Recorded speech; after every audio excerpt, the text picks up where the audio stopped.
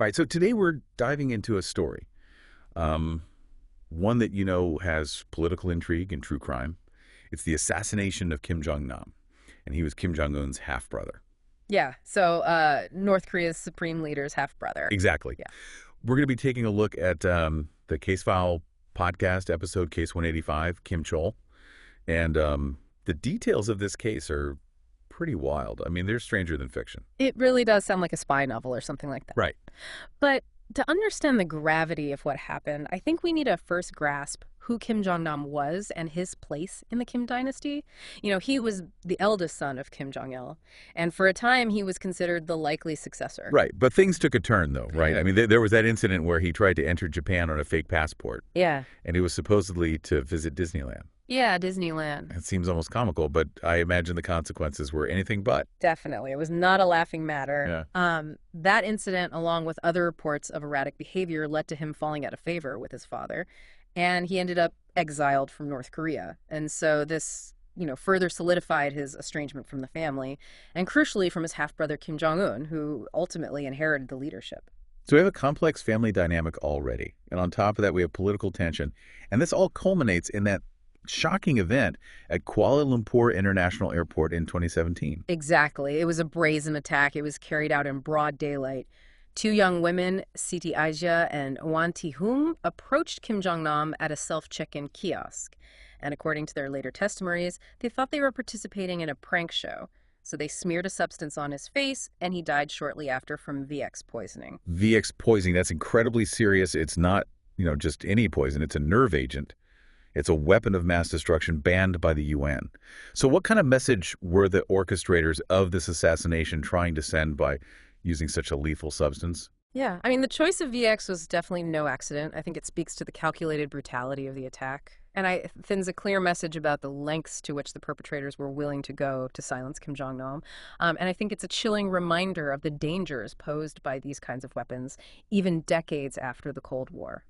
A stark contrast to the image of those two women. Yeah. Yeah, they seem so ordinary. Yeah. And they were caught in the middle of something unimaginable. They claimed that they were tricked into believing that they were smearing lotion and that it was for a harmless prank video. Yeah. Their stories are both fascinating and tragic. If we take their accounts at face value, they were manipulated, they were exploited by individuals who preyed on their vulnerabilities and their aspirations for a better life, and they were promised easy money for what they believed were harmless pranks. And it just highlights the dangers of misinformation and how easy it is for people to be drawn into schemes with devastating consequences. And it really raises questions about who was truly pulling the strings. Were these women simply pawns in a larger game orchestrated by a more powerful entity? Yeah, I mean, the investigation quickly pointed towards the involvement of North Korea. 4 North Korean agents were identified, including the supposed producer who recruited Siti Asia. And they fled Malaysia immediately after the attack, which adds to the suspicion. And of course, the North Korean government denied any involvement. They even claimed Kim Jong-nam died of natural causes. But the presence of VX, the swift exit of the North Korean agents, it all paints a very different picture, doesn't it? Yeah. While North Korea's official stance remains one of denial, I think the evidence very strongly suggests their involvement.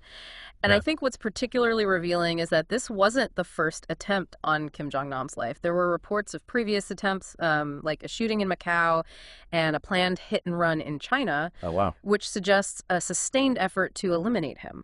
Wow. So this wasn't just a spontaneous act. It seems Kim Jong-un, or at least those acting on his behalf, had been determined to silence his half-brother for some time. But why? What made Kim Jong-nam such a threat? Was it simply the potential for a power struggle within the family? Well, that's where things get more complex. To understand the perceived threat, we need to look at Kim Jong-nam's actions and statements while in exile.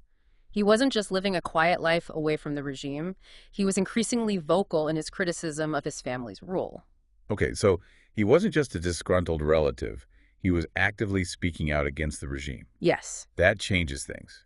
What specifically was he critical of? From what we can gather, his criticisms were multifaceted. He questioned the hereditary succession of power in North Korea. He suggested it was outdated and detrimental to the country's future. He also expressed doubts about the regime's economic policies. And he advocated for reforms that would open up the country to the outside world. So he was essentially advocating for a more democratic and open North Korea, which is a stark contrast to the isolated and authoritarian state his family has maintained. I imagine those views wouldn't sit well with Kim Jong-un, who is determined to consolidate his power and maintain the status quo. Exactly. From Kim Jong-un's perspective, his half-brother was not just a family embarrassment. He was a potential catalyst for dissent. He was a figure who could embolden those within North Korea who might also harbor doubts about the regime. So his very existence posed a threat to the carefully constructed narrative of unity and strength that the Kim dynasty relies on. That makes his assassination even more chilling. It wasn't just a personal vendetta, it was a calculated act of political silencing, a way to eliminate a voice of opposition and send a message to anyone who might dare to question the regime. Precisely. And this case isn't just about the power struggles within a single family. I think it highlights the lengths to which authoritarian regimes will go to maintain control, even reaching across international borders to eliminate perceived threats. It's a sobering reminder of the realities of power and control, even in the 21st century. But before we delve further into the implications, let's rewind a bit and focus on the trial of the two women accused of carrying out the attack.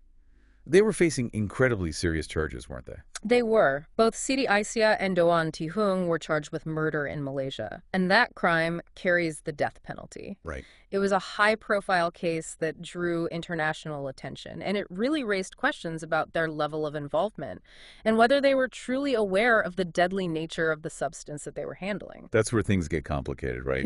We have these two seemingly ordinary women thrust into the center of a geopolitical storm. On one hand, they claim they were tricked, manipulated into becoming unwitting assassins. But on the other, the act itself targeting a specific individual with a deadly substance seems to suggest a level of awareness that goes beyond a simple prank. Right, and that was a central point of contention throughout the trial. The prosecution argued that their actions, particularly the way they immediately washed their hands after smearing the substance on Kim Jong-nam, demonstrated a level of knowledge that contradicted their claims of innocence. However, the defense maintained that they were victims of deception, that they were pawns in a larger game orchestrated by others. So it becomes a question of intent, of whether they were truly aware of the consequences of their actions. And the stakes couldn't be higher. Their lives hung in the balance as the world watched the trial unfold. Yeah, it was a tense period. There was intense diplomatic pressure from Indonesia and Vietnam, the respective home countries of the two women. Right. And then things took an unexpected turn. After months of legal proceedings, charges against Siti Aisyah were dropped following intervention by the Indonesian government. That's quite a twist. So one of the women is free, but what about Ilwan Tuhern? Did she face the full weight of the Malaysian legal system?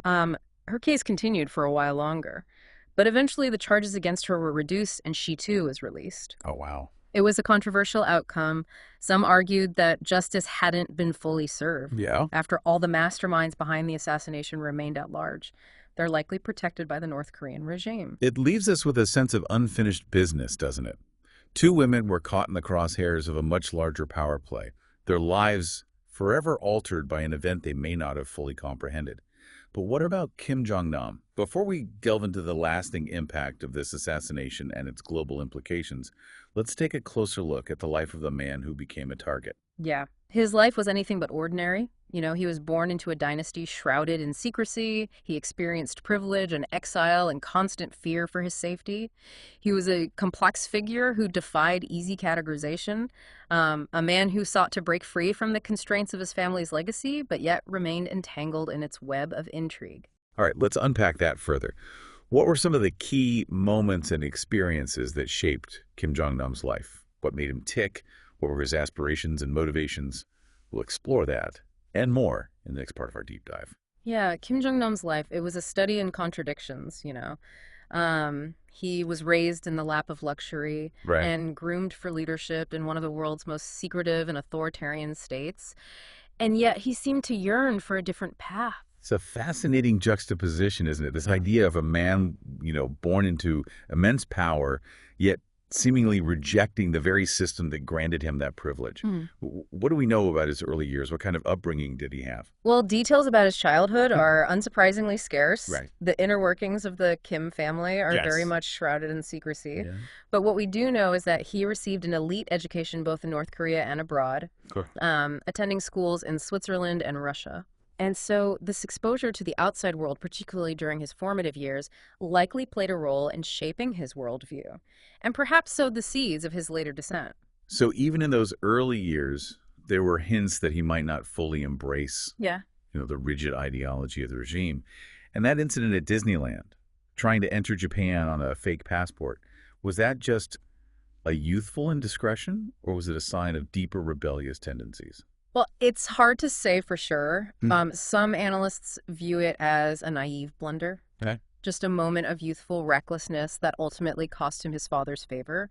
Others see it as a deliberate act of defiance, Okay. a signal that he was unwilling to conform to the strictures imposed upon him by his family and their regime. Hmm. Regardless of the true motive, the consequences were significant. It led to his exile, Right. his estrangement from the family, Right. and ultimately put him on a path that would end tragically. It's a turning point in his story for sure. And once he's in exile, we see the different side of Kim Jong-nam emerge. He becomes more outspoken, he's critical of the regime, and he even embraces social media, going by the name Kim Chol. What was he trying to achieve with this online presence? Was it just a way to connect with the outside world or something more calculated? It's an intriguing aspect of his life. On the surface, his social media posts seem mundane, pictures of his travels, meals at restaurants, everyday musings.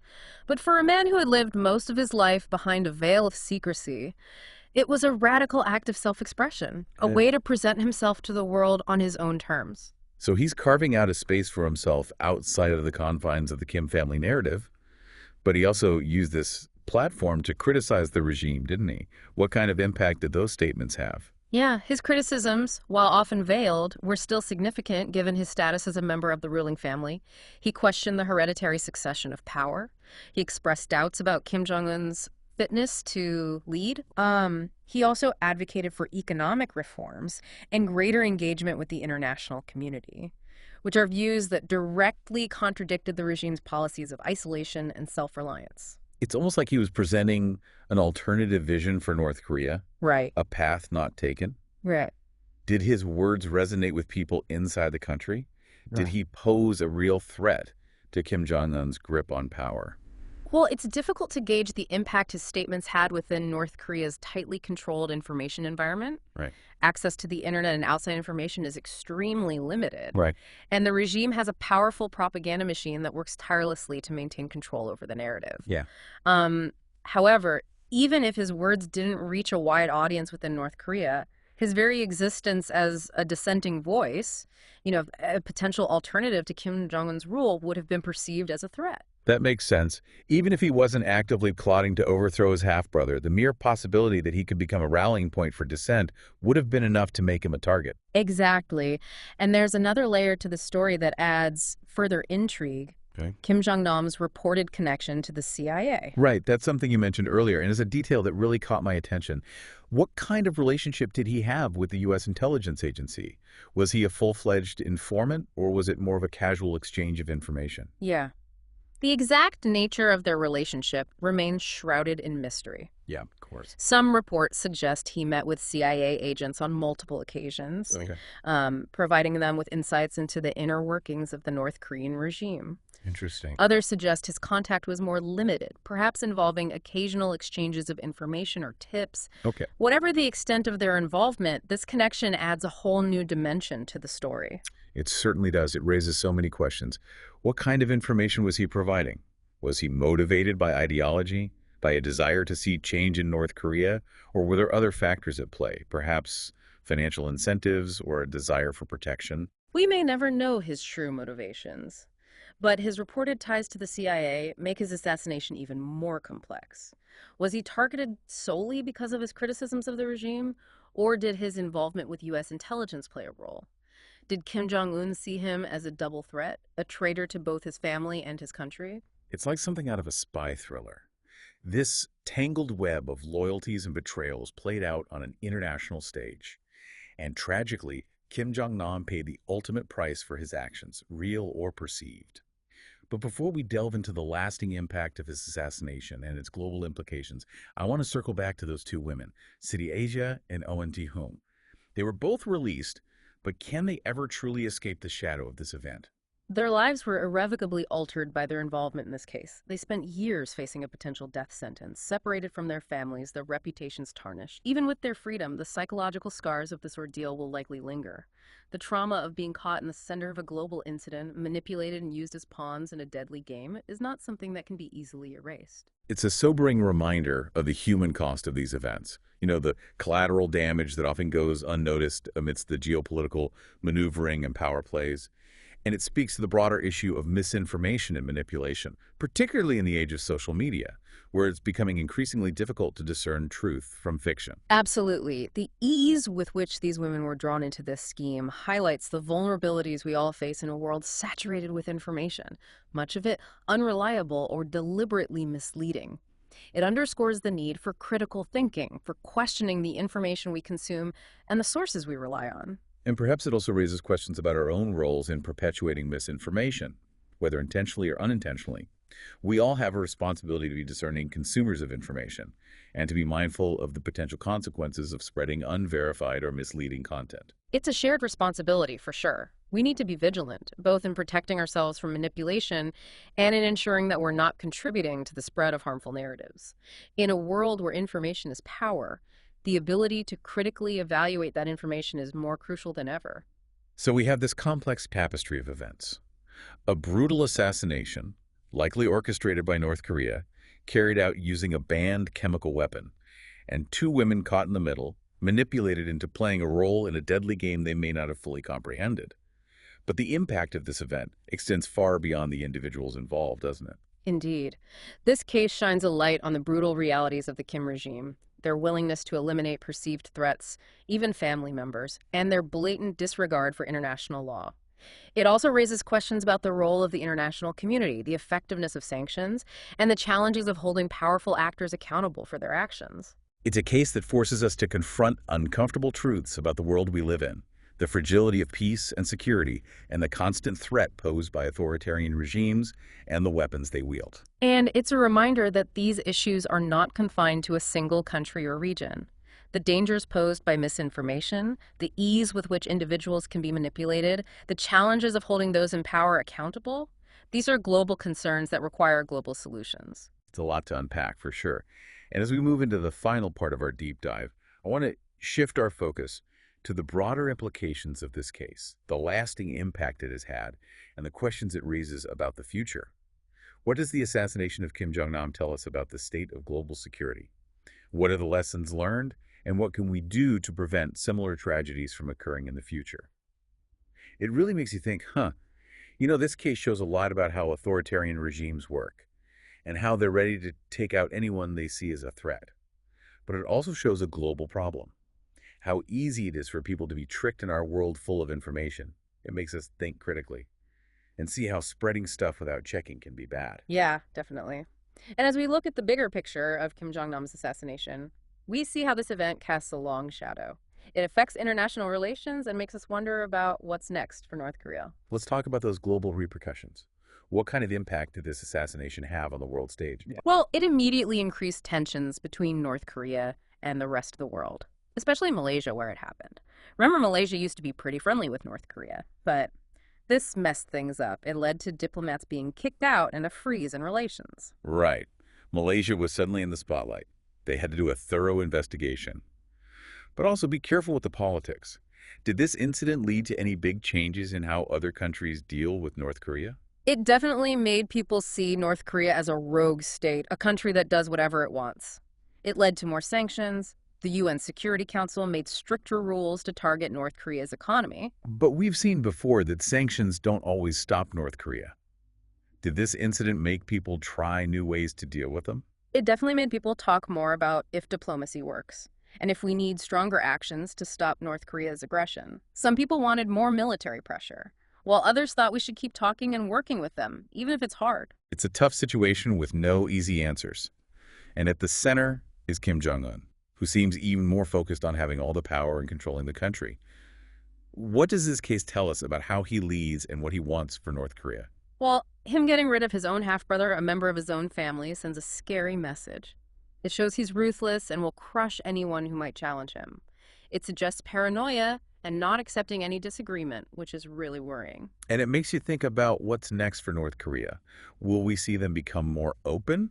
Will they change under his rule? Or will they stay isolated and secretive, keep doing the same things that cause oppression and fear? It's a question that confuses experts and policymakers. There have been hints of possible change, like Kim Jong-un meeting with leaders from South Korea and the US, but people are skeptical, and there hasn't been much real progress towards getting rid of nuclear weapons or becoming a more open society. So we're left not knowing what will happen, with questions about North Korea and its leader. But let's go back to something you said about how this affected the people involved. We talked about the women who did the attack. But what about Kim Jong-nam's family? What happened to them after he was assassinated? Well, what happened to his family shows that violence hurts more than just the victim. His son, Kim Han-sol, was reportedly taken to a safe place by the CIA. It really shows how big the consequences of this assassination were. The fear and uncertainty that still affect those connected to Kim Jong-nam. And it shows the human cost of lives disrupted and changed forever by this violence. It also shows how power works in the Kim dynasty, how far they'll go to protect themselves, and how fear drives everything they do. This fear isn't just for their enemies, but also for their own family, if they don't follow the rules. It sadly reminds us that power can be bad, especially when just a few people have it. It can lead to terrible things. But even in this dark situation, there's some hope. Yes, there are people and groups working hard to help others, to show the bad things that are happening and fight for a fairer and more peaceful world. It might seem small compared to the huge problems, but it shows how strong the human spirit is, the belief in a better future, and the commitment to making those in power responsible for what they do. And in the end, it's through these efforts, through fighting for justice and making people accountable, that we can hope to stop violence and oppression and make a world where things like the assassination of Kim Jong-nam don't just get condemned, but are actually prevented. Very well said. The assassination of Kim Jong-nam is a complicated story with many sides. It makes us ask more questions than it answers. It's about family betrayal, political intrigue, international spies, all happening in one of the most secretive and controlling countries. It makes us think about uncomfortable truths about power, how easily peace can be broken, and the human cost of violence. And as we finish this deep dive, we encourage you to keep learning about this case, to look deeper into the sources, and think about how this event changed the world. It's a story that deserves our attention, not just because of the shocking assassination, but because of the bigger questions it raises about human rights, global security, and the challenges we face in a world that's getting more complex and connected. Thank you for joining us on this deep dive, and as always, we encourage you to stay curious, stay informed, and keep looking for knowledge, even when it's hard and makes you uncomfortable.